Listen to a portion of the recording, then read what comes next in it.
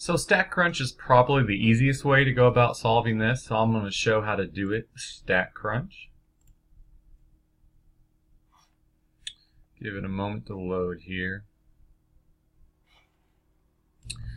And so here we are in StatCrunch.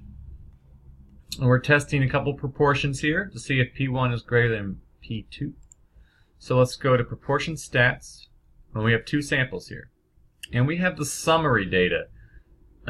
So we have the totals already calculated here, the summaries. If we had columns of data, we would use with data, but since we have the summary stats, we use summary. So number of successes for sample 1, it says here that there's 124 out of 243. So I'm going to type those in.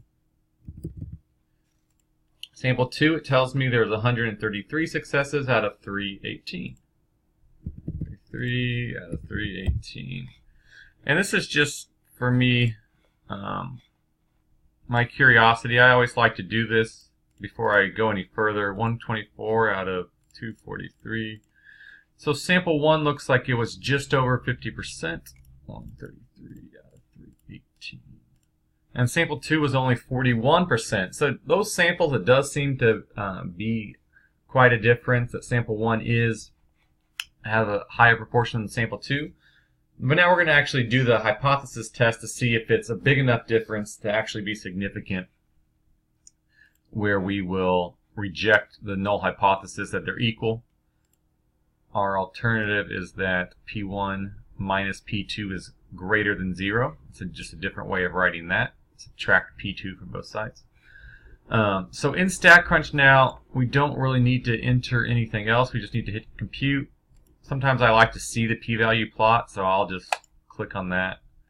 By clicking on that, it gives me the chance to see the p-value in a chart form. So back to after you hit compute, you get all the summary data here. And it'll give you the z-stat, which is your test statistic. It gives you the probability of getting that test statistic or something even further into the tail.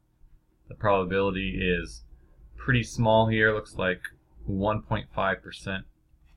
So that should give us everything we need to solve the problem. So that test statistic, like I said, it tells us that. The p-value, it also tells us that. But because our alpha was so small at just 1%, this p-value is just over that, so we're not actually going to be able to reject the null hypothesis. So that would be how you answer the last one here. So I hope that helps with question 3. If not, let me know and we can connect and discuss it further.